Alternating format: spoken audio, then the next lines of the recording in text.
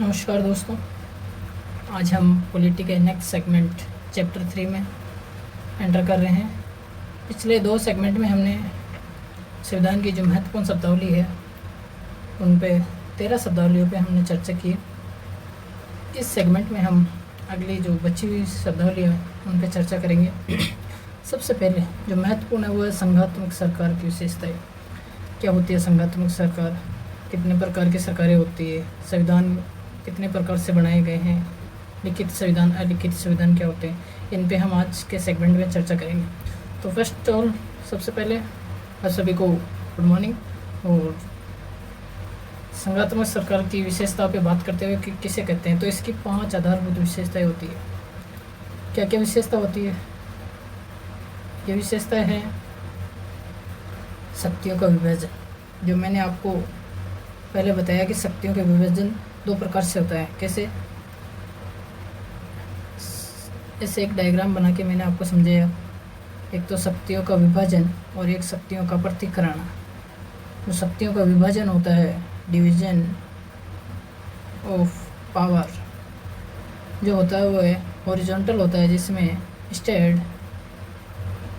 Centre, state और ऑटोनॉमिक्स body के अनुरूप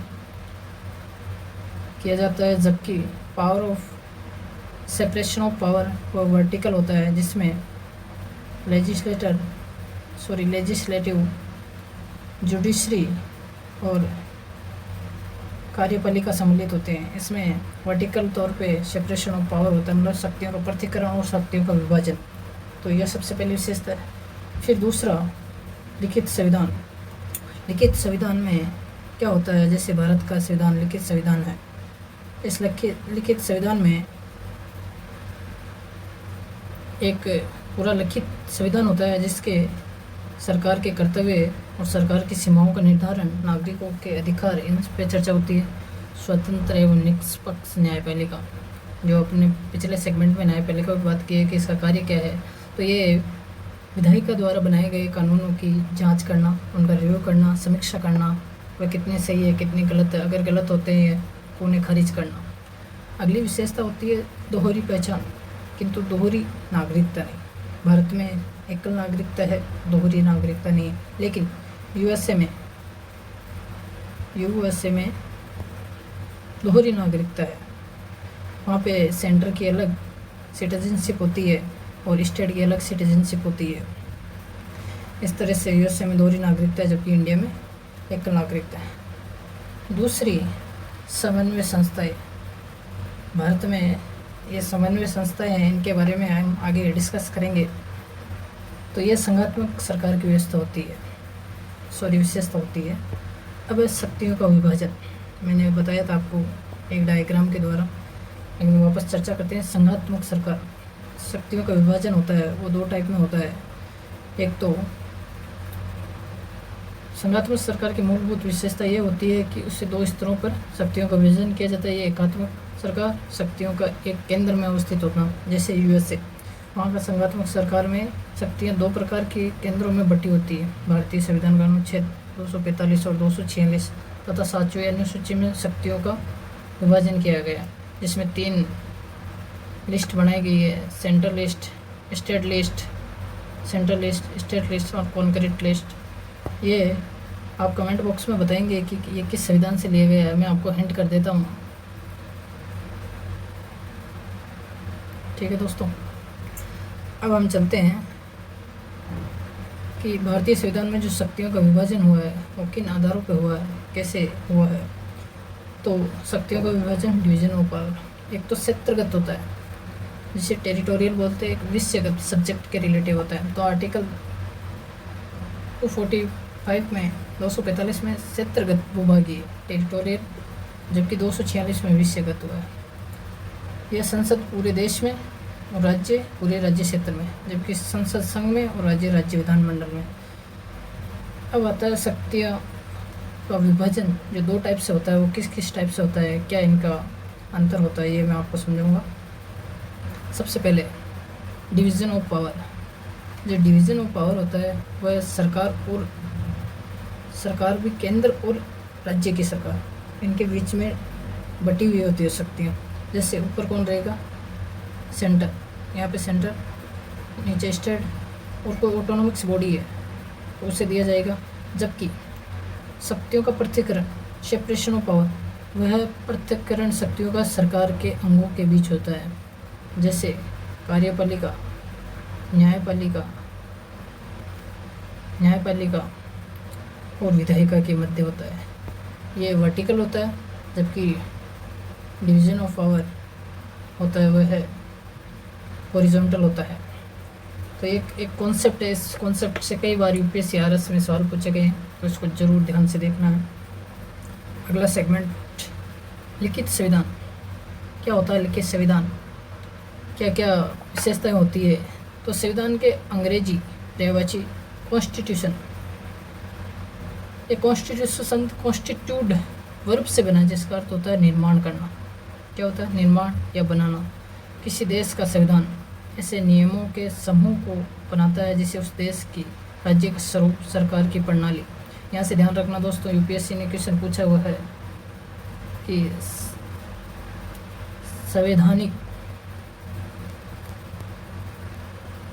संवैधानिक सरकार किसे कहते हैं, तो इसका जरूर ध्यान रखना। तो उस देश का राज्य स्वरूप सरकारी प्रणाली और समाज की रूपरेखा निर्धारित करता है। अब माधव घोषला ने क्या कहा था, इनकी बुक आती है माधव घोषला की पंचायती राज पर, बहुत ही अच्छी बुक है, आप रेफरेंस के रूप में पढ़ सकते हैं। माधव घोषला के अनुसार किसी भी देश का संविधान उस देश की संस्था, आदर्श और पहचानों को व्यक्त करने का एक दस्तावेज है। संविधान दो प्रकार के होते हैं, जो वर्ल्ड में संविधान चलते हैं वो एक राइटन होते हैं और एक नॉन राइटन होते हैं, मतलब लिखित और नॉन लिखित होते हैं। तो लिखित संविधान किसे कहते हैं, लिखित संविधान किसे कहते हैं, क्या अंतर होता है और इनकी विशेषता क्या होती है, इन पर हम चर्चा करेंगे। तो लिखित संविधान यह एक कानूनी दस्तावेज होता है, जिससे भारत का जो दस्तावेज है वो लिखित संविधान है। कोई एक दस्तावेज संविधान नहीं होता है, मतलब अलिखित होता है, जैसे ब्रिटेन का संविधान। परंपरा व परिपाटियों का स्थान नगण्य होता है, उदाहरण भारत अमेरिका। परंपरा और परिपाटियों का स्थान महत्वपूर्ण होता है, ब्रिटेन और इजराइल इसके उदाहरण। अगला, स्वतंत्र एवं निष्पक्ष न्यायपालिका। न्यायपालिका के बारे में मैंने आपको पहले भी बताया है, अभी और डिस्कस करते हैं। संघात्मक शासन प्रणाली। एक तो दोस्तों संघात्मक और एकात्मक में क्या अंतर होता है, इसके बारे में हम आगे जिक्र करेंगे। मैं थोड़ा बता देता हूँ। संघात्मक में संघ शक्तियों का विभाजन केंद्र और स्टेट में बटा हुआ होता है, केंद्र और राज्य में बटा होता है, जबकि एकात्मक में शक्तियाँ पूरी सेंटर के हाथों में होती है। आगे और विस्तार से इसका डिस्कस करेंगे अपन। अभी स्वतंत्र और निष्पक्ष न्यायपालिका के बारे में चर्चा करते हैं। लिखित संघात्मक शासन प्रणाली में लिखित संविधान में कई बातों का विवाद उठने पर स्वतंत्र व निष्पक्ष न्यायपालिका की आवश्यकता होती है। भारत का सर्वोच्च न्यायालय संविधान का संरक्षक और मूल अधिकारों के संरक्षक होने के संघात्मक का भी संरक्षक है। अनुच्छेद 262 के तहत नदियों के पानी के बंटवारे को लेकर राज्य के बीच में होने वाले विवादों को केंद्र और राज्य अंतर्राज्यीय सभी विवादों की सुनवाई सर्वोच्च न्यायालय करता है, सीधा सर्वोच्च न्यायालय इसकी करता है। अब दोहरी पहचान में सिटीजनशिप, जो सिटीजनशिप या नागरिकता होती है, कई देशों में दोहरी नागरिकता होती है, कई देशों में एकल नागरिकता होती है। भारत में एकल नागरिकता है। अब आप मुझे कमेंट बॉक्स में बताओगे कि जो भारत में सिटीजनशिप का उल्लेख है वो किस भाग में है, किस पार्ट में है, और आर्टिकल कहाँ से लेकर कहाँ तक के हैं। अब मैं आपको दोहरी नागरिकता की पहचान। संघात्मक शासन प्रणाली में दो पहचान बनाने की विशेषता पाई जाती है, राष्ट्र पहचान और क्षेत्रीय यानी स्टेट पहचान, जैसे यूएसए में। कुछ संघात्मक व्यवस्थाओं में दोहरी पहचान को दोहरी नागरिकता के रूप में स्वीकार किया गया, अमेरिका। किंतु भारत में संघात्मक शासन प्रणाली होने के बावजूद एकल नागरिकता को स्वीकार किया गया। मोस्ट इम्पोर्टेंट पॉइंट, इस पे यूपीएससी ने क्वेश्चन बना दिया है और आगे बनाएंगे, आने वाले कंपटीशन में और बनेगा, आरएस में भी जो एग्ज़ाम आने वाला है उस पर बनेगा। आप मुझे ये बताओगे कि भारत में संघात्मक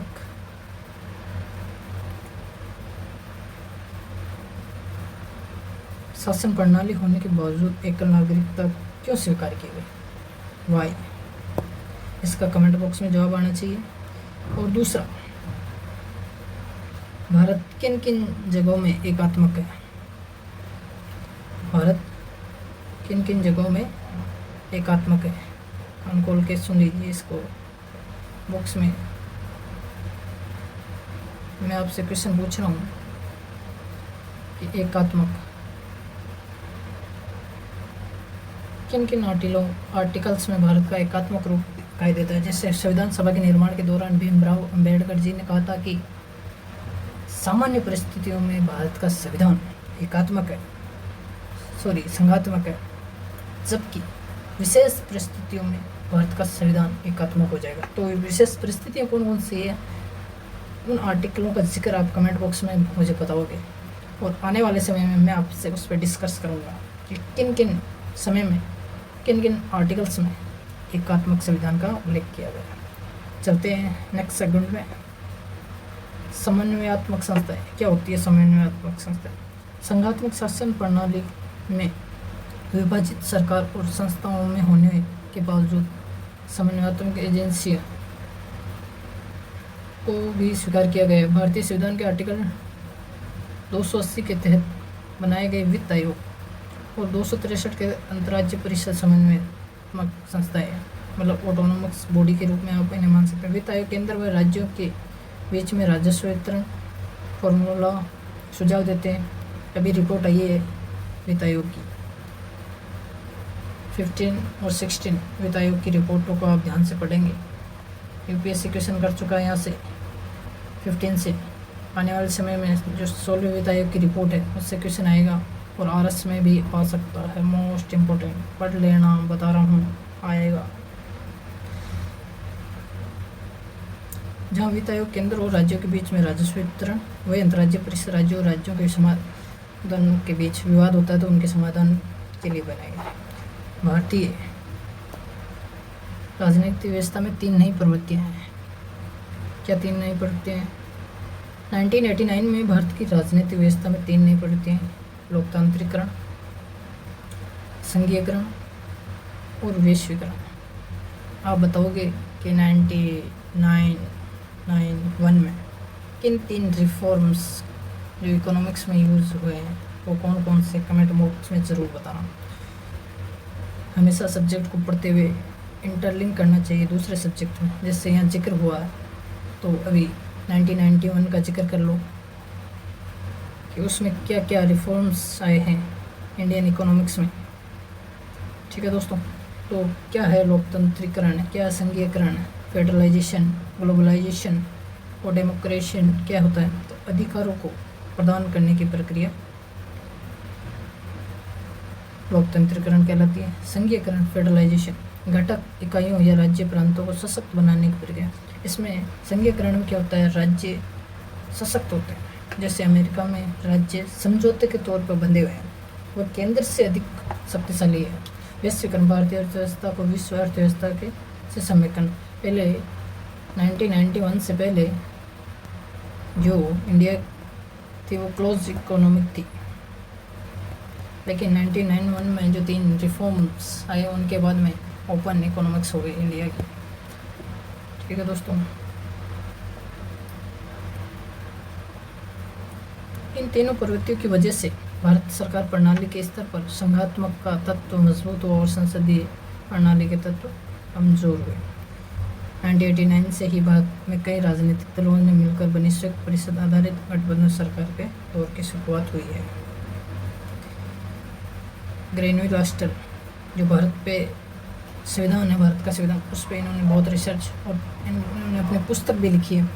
वो पुस्तक कौन सी है? इंडियन कॉन्स्टिट्यूशन जो है उसमें इन्होंने रिसर्च किया है, उसके बारे में हम बात करेंगे।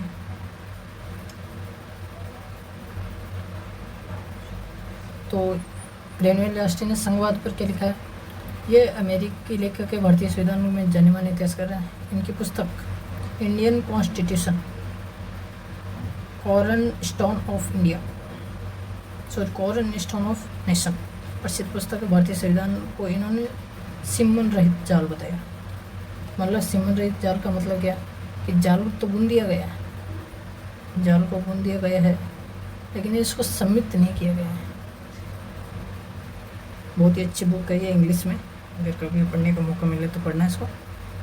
भारतीय संविधान के 3 स्तंभों से निर्मित जाल है, राष्ट्रीय एकता, सामाजिक क्रांति और लोकतंत्र। इन तीनों स्तंभों से भारतीय संविधान रूपी जाल बना हुआ है। भारतीय संविधान में संघवाद को अपनाने जाने के कारण क्या है? डेफिनेटली ये पूछेंगे प्रश्न, आने वाले स्टार लगा लो, नेक्स्ट एग्जामों में ये क्वेश्चन पूछे जाएंगे। क्या है अपनाने के मजबूर? भारतीय संविधान में सामाजिक क्रांति का दस्तावेज बताया गया है। ऑस्टिन के अनुसार भारत का संविधान विश्व संविधान को 2 प्रमुख योगदान देता है। क्या योगदान देता है? बहुमत के बजाय सर्वसम्मति पर आधारित निर्णय, समायोजन का सिद्धांत अपनाता है। समायोजन मतलब सभी को समान मानते हुए, सभी को, जैसे एथिक्स में कॉन्सेप्ट चलता है अधिकतम व्यक्तियों का अधिकतम जोन, वही समायोजन के सिद्धांत से रिलेटेड है। बहुमत के बजाय सर्वसम्मति। बहुमत ये नहीं कि लोकतंत्र में क्या होता है कि बहुमत जैसे 50 लोग हैं, 51 तो आ गए लेकिन उन 50 तो संतुष्ट नहीं हुए ना उससे, तो इस आधार पे ये असंतुष्टि की भावना उत्पन्न होती है। इसलिए इन्होंने सर्वसम्मति मतलब 100 में से कम 90+ अगर हो तो ये सर्वसम्मति कहलाती है। ठीक है दोस्तों, आगे आइंस्टीन के अनुसार भारत का संविधान 4 बिंदुओं पर समायोजन करता है। क्या क्या है समायोजन है? संघात्मक सरकार के साथ एकात्मक विशेषता, जो मैंने आपसे पूछा है, इसे कई बार UPSC, RS, UPSC, MPPSC, UPPCS सभी से क्वेश्चन आ गए हैं। मैं बता रहा हूँ दोस्तों, यहाँ से फिर क्वेश्चन आएगा और आप कमेंट बॉक्स में मुझे बताओगे एकात्मक संविधान की विशेषता क्या होती है और भारत में किन किन आर्टिकल्स में एकात्मक संविधान का उल्लेख किया गया है। दूसरा, संप्रभु राज्य के साथ राष्ट्रमंडल की सदस्यता, कॉमनवेल्थ ब्रिटेन के अधीन समायोजन। आप कमेंट बॉक्स में ये बताओगे कि क्या हमने कॉमनवेल्थ की सदस्यता ग्रहण करके क्या हमने अपनी संप्रभुता को सीमित किया है, बाधित किया है, या बनाए रखा है या बढ़ाया? 4 ऑप्शन मैंने दे दिए, आप बताओगे। मूल अधिकारों के साथ साथ राज्य के कर्तव्यों के नीति निर्देशक सिद्धांतों का समय केंद्रीकरण के साथ साथ आर्टिकल 40 पंचायती राज के स्वायत्त शासन के बाद केंद्रीकरण का समायोजन। अब आप ये आर्टिकल 40 के बारे में बताओगे कि ये समाजवादी परिप्रेक्ष्य में है, सोशलिस्ट है, गांधीवादी है, कौन सा है? कमेंट बॉक्स में ज़रूर बताओ। संसदीय प्रणाली, आज की यहीं तक क्लास रखेंगे, कल से संसदीय प्रणाली पे बातचीत करेंगे। सेशन पसंद आया तो लाइक करें, कमेंट और शेयर, सब्सक्राइब। जय हिंद, जय भारत।